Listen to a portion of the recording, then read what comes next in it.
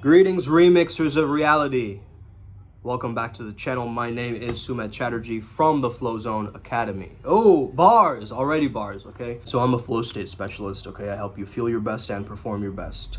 Today I wanted to talk about the idea of spiritual upgrades and why we actually need to look forward to something, okay? Because the thing about it is, on this journey of life, if you are not looking forward to something, you are going to get bored, okay? You're going to lose out on the happiness potential, that I like to call it.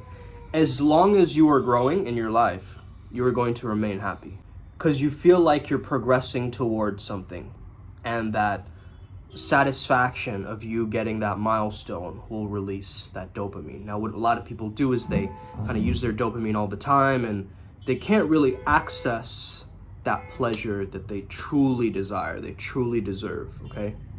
So let's start to understand that we might be over impulsive and over compulsive towards our goals at times. And we just need to take that energy and bring it back towards ourselves so it doesn't dissipate into other people's energies, okay? Or other people's energies don't fragment and sabotage our own. So I have an idea of the avatar I'm gonna step into in Costa Rica, okay? And it's a very, very powerful character. It is connected to my golden shadow, and I'm choosing the nickname for him as Zoom, okay? So I'm going to reinvent my character as Zoom. I want everybody to call me Zoom as a nickname, and that's it, okay? I think it's a great nickname. There's a lot of inside jokes with that as well. I think it's fascinating, and I think it could work really well.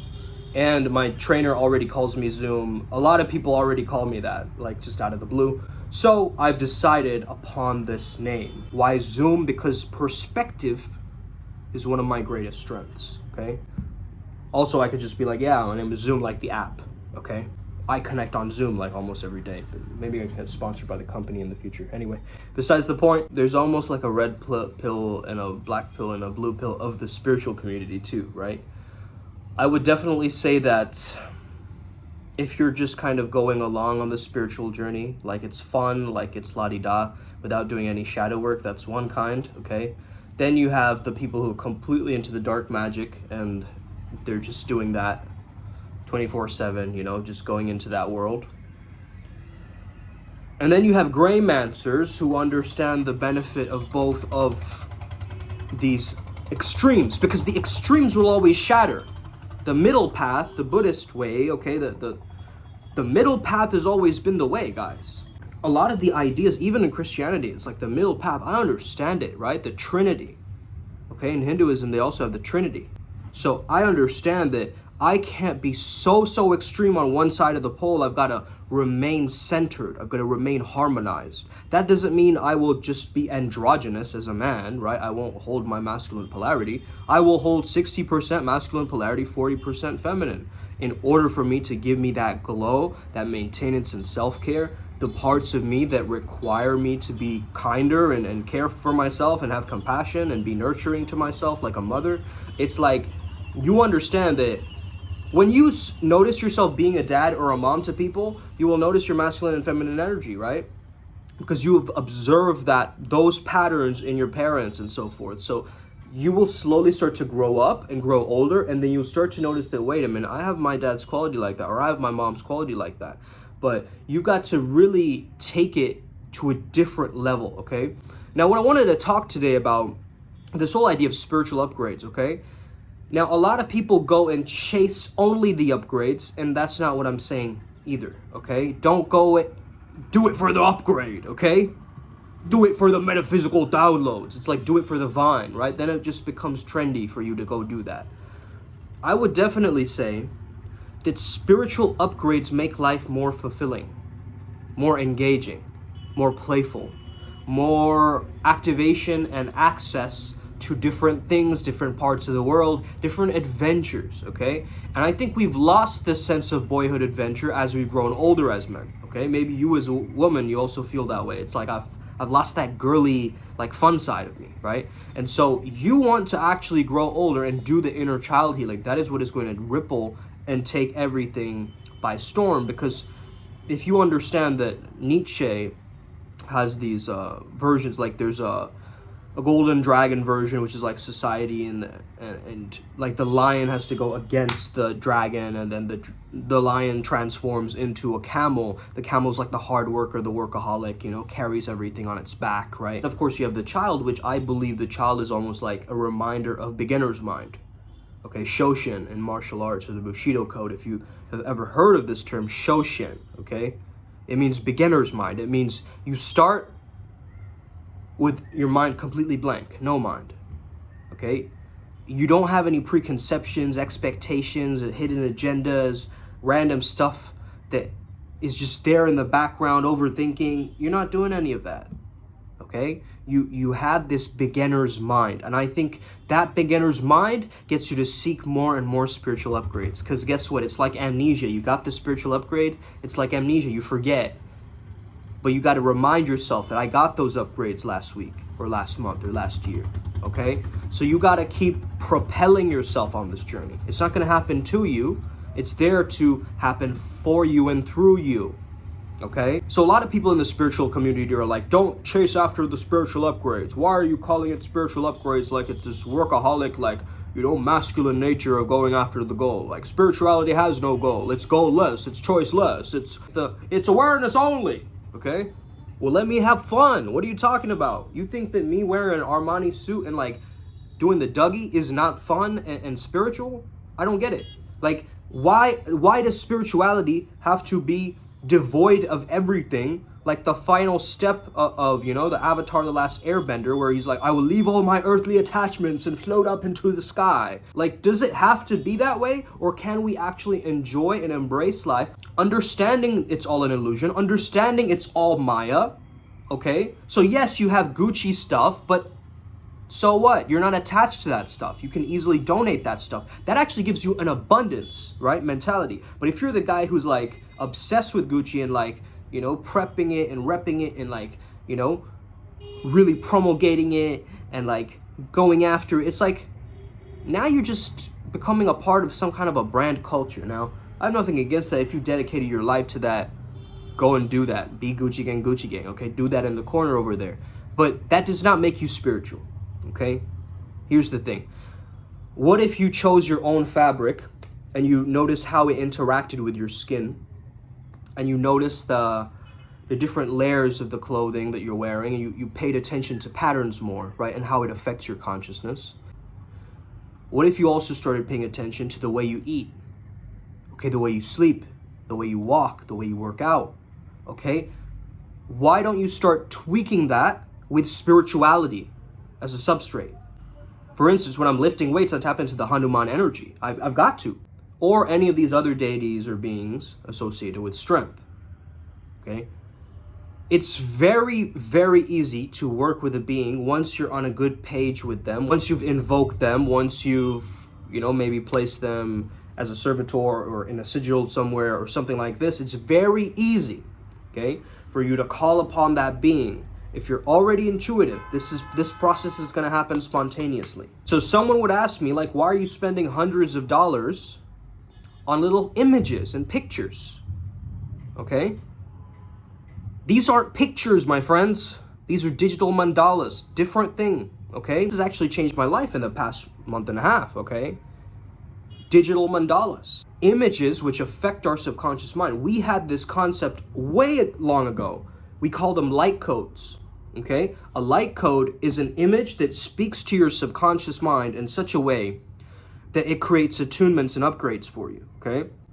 So spiritual upgrades can happen through imagery. It can happen through scents and smells, like olfactory senses. All of your senses can be activated psychically. Even something like proprioception, right? Where you're maintaining your own balance in space and time and so forth, can add to your spiritual essence and activation. Like if you have a panoramic peripheral view, or your gaze is like directed towards right in front of you, okay? This all affects your consciousness, therefore affecting your state of mind, therefore affecting your body, therefore affecting, okay, the neurochemicals, therefore affecting the et cetera, and it goes into the pheromones and the this and the that and the biochemicals and the signatures, and then it keeps going and going until it reaches the very, very, very subtle body, okay? or it's almost like auric in nature, or it's almost etheric or auric in nature. So this is very interesting. This is from Osho. I just wanted to share this. This is from the YouTube channel Masculine Theory, okay? Energy has been going downward through the sex center continuously for many births. So when energy is created, it will first try to move downward. This is why meditation will sometimes create more sexuality in you than you ever felt before. You will feel more sexual because you've generated more energy than you previously had. This is powerful, guys, okay? When you've conserved something, the old habitual passage is ready to release it. Let me repeat that, okay? When you have conserved something, the old habitual passage is ready to release it. The mechanism is ready. The old passage is ready. Your mind only knows one passage, the lower one, the sexual passage. So when you're meditating, the first movement of your life energy will be downward. Just be aware of it. Don't struggle with it. Just be aware of it. Be aware of the habitual passage. Be aware of sexual images. Let them come. Be aware of them. But do not do anything about the situation. Just be aware of it, okay? The sexual passage cannot operate without your cooperation. But if you cooperate with it for even a single moment, it can start functioning. So do not cooperate with it. Just be aware of it. The mechanism of sex is so much a momentary phenomenon that it only functions momentarily. If you do not cooperate at the right moment, it stops. At the right moment, your cooperation is needed, otherwise it cannot work. It is only a momentary mechanism, and if you do not cooperate with it, it will stop by itself. Time and time again, energy is created through meditation. It continues to move downward, but now you are aware of it. The old passage is cut, not suppressed. Energy is there, it needs to be released. But the lower door is closed, not suppressed. Closed. Basically, the way to sum up that passage is this understanding that energy is moving downwards, okay? And once you close your eyes and go into a meditation, you might feel your energy actually going down into the sacral and the root, right? This feeling of like energy traveling down the spine. And it's very, very important for you to understand and acknowledge this, that this is happening, observe that it's happening, be aware that it's happening, but don't cooperate with it. If you cooperate with that sexual energy, it starts to activate and it will distract you and it'll take on a world of its own. That's what I understood from that text, okay? So really start to understand that don't let anybody else tell you what is spiritual, okay? Only you can decide what is spiritual for you, because you know what feels good to you. You know what helps you expand out of this physical reality. Maybe you've had certain mystical experiences that you cannot even deny, and you know, others will think you're crazy, but who are you to say that you're crazy because you've had these very unique experiences, right? It's very important that you understand that your spirituality is yours and only yours. It is your subjective experience. Yes, there's special tenets around different schools of thought and belief, but a lot of the times the guru worship becomes something like, I will completely give up my heart, soul, everything to you, okay, my wallet included. And if you just completely give up everything for that one being, okay, what you will notice will happen is you will lose your free will, okay? You will lose your sense of determinism and making decisions for yourself.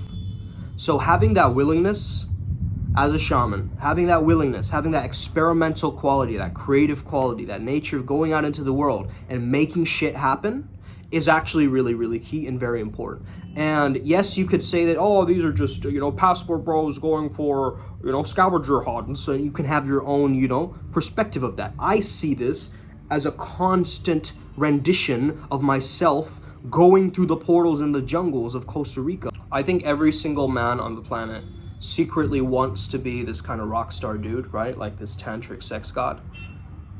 But they disallow themselves to do that. You know, it's like, yeah, but I've got responsibilities and, you know, what do you mean responsibilities? Why is that not your responsibility? Right? To show up more free and ecstatically for yourself and for your family. You get what I mean? So it's like, you want to actually understand that your liberation, your freedom might trigger others who are very captive. Your freedom will trigger others who are more captive than you, who are more trapped, who have more dogma than you, okay? So it's very, very important you understand. Like, for instance, when I got my hair dyed, it's like, oh, but that's not a very spiritual thing of, you know, you're dyeing your hair. It's like a mainstream. You're trying to be a girl. You have all these things you say about it, not even knowing my story. You don't know my story around my hair. You've seen it change on this channel many times, but I've explained it to people, okay? And I don't need to explain myself either. It's just a style. It's lit to me. But I thought you were spiritual and peaceful, man. Right? Why are you wearing a rash guard for fighting? Because I like it. Because I want to be a man. Got a problem with that? Okay, take it up with my spiritual lawyers. Okay, my spiritual family. Okay, Primal Sutra. Shout out to spiritual family. You know what? I've recognized something very, very powerful. Some of the energy of that frat boy energy is very, very attractive, right? There's a frat boy energy that's very, very attractive, but then after a certain point, it starts to lose its power. It's almost like stress in a way, right? You need a little bit of stress, right, before you do an exam, or, you know, you have a project due, or, you know, you're doing something for yourself, or you're doing something new or out of the blue. Yeah, you're gonna have that stress kick in, but that stress is there to give you power. It's like fuel, it's like horse blinders. It is there to, you know, get you to focus, okay? The fear is there for you to focus. And I'll tell you why I think my next activation is leaning into this little bit of this energy, only because I have such a resistance towards that. So I know that that's my shadow work. You see what I'm saying? Like, I know when I see a frat boy that like, like that, I instantly feel a sense of like, ah, fuck, you know? And I don't want that. I actually want to lose that. But the only way I'll lose it is if I lean into that. And I start to understand that energy a little bit more. Again, it's terrifying because your ego is going to shut down and break down. But I understand why these fraternities, they have a good point, but then they have, you know, where they take it extreme. And again, anytime you take things extreme, okay, not a good call, okay? But if you can remain centered, if you can have precaution, if you can be a responsible adult, okay, you can maintain this and you can do this for yourself. Like, if you were like, I don't want to be an asshole, I hate assholes, be an asshole for a day. See what that's like. Might just release that fear of being an asshole, okay, for you. It might just do that, because I'm telling you, whatever you resist will persist, okay? So this kind of frat boy energy that I'm talking about, what do frats do? They initiate people into their fraternities, right? There's like a day for, maybe there's hazing, but nowadays there's not even hazing. In certain colleges around the world, there of course hazing. However, there's an initiation phase, right? Where the freshers are trying out for this specific frat. And they're connected to different families or sometimes even secret societies, right? And then their identity shifts based on those letters in that fraternity, right? So let's say you always know your brothers from Sigma Delta Gamma Phi or whatever your fraternity is called. So these letters, okay, they depict something. These letters are very, very key, actually, these Greek letters, okay? I think they unlock something. But besides that point, I mean, you do what you want to do, right? And when it comes down to spiritual upgrades, I don't want you to think of, you don't have to be like, I have to take like 17 mindfulness courses in order to get super mindful by next year, right? It's not that. It is primarily you deciding what is the ultimate version of me? What is the lifestyle that I want to live? How do I want to be, okay? And again, the masculine energy, I keep saying this, is freedom. It's freedom, it's freedom, it's freedom. It does not want to be around drama. It does not want to be around noises and random stuff. It wants to go into that cave, into that man cave, into that Zen master mode. And ladies, if you're watching, you know your man goes there, okay? He sometimes zones you out. He sometimes goes into his own world. That's what guys do. Okay? Just like how women can talk your ear off like a century. But I think God gave us different skill sets, right? The universe gave us, men and women, different skill sets in order to flourish apart, but also together. And I really need to do a breakdown of the Barbie movie, I feel like, because of all the wokeism. And because I went to a liberal arts college, oh man, I want to trigger some people from my college. Let's go. Man, I'm such a, you see, this is that bad boy energy within me. It's that rebel of just like, I just sometimes say shit to trigger people. Like, because isn't that the Heyoka energy, right? Isn't that just like showing up and understanding that I was, you know, talking about this with my mom the other day. She was like, don't insult others on this channel, right? I was like, when have I been insulting to people, right? It's that tough love, Mom, or, you know? I'm not trying to get canceled, okay? Though I probably will at some point, but that's besides the point. I am trying to move forward with this frequency, okay? Yes, I have very unpopular opinions, okay? I do. I have very unpopular opinions. I've come to terms with that, okay? But I'm not going to sit here and pretend that I don't love them spiritual upgrades. I love them. Fuck. Like, my body transformed in a month, guys, okay? Look here, okay? My body transformed in a month. How did I do that? Spirituality. Spirituality first. My spiritual training first, then the gym. Because if I had just gone to the gym, just like I have tried things in the past, you know? Oh yeah, I'll go, but then you leave after a week, okay? Or the first time you try to do, I'm gonna do a deadlift, and then you crack your back or something, right? You gotta move in little slow paces and build it up incrementally. Build that momentum. Get more accustomed to it. You are going to look foolish in the beginning. You're going to look like a complete dumb fuck. That's okay. Be a dummy in the beginning. Be completely bewildered. Be confused. Allow yourself to be clunky. Allow yourself to make lots of mistakes, lots of them, but refine them like ever. And you will be better, okay? Trust me on this. If you're confused with your spiritual journey, reach out to us. We are Primal Sutra. We're headed to Costa Rica. I am on my flight today. I'm going to Delhi. From Delhi, I'm going all the way to Frankfurt. From Frankfurt, all the way to Costa Rica. Let's get it. This is going to be a very exciting journey for me, okay? And my peers.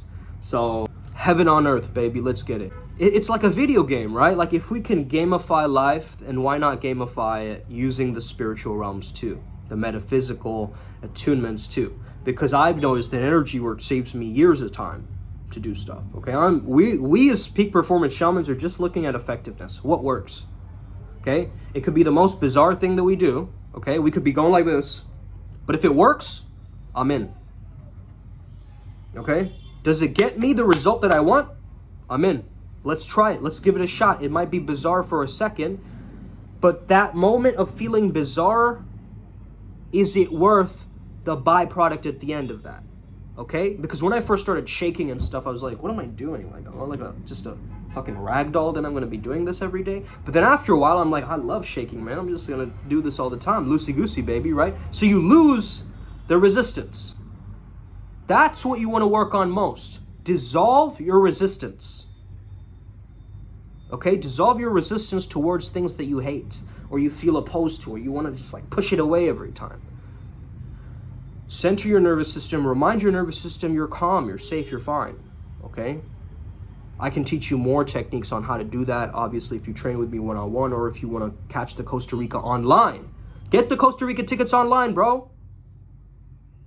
Okay? What are you waiting for?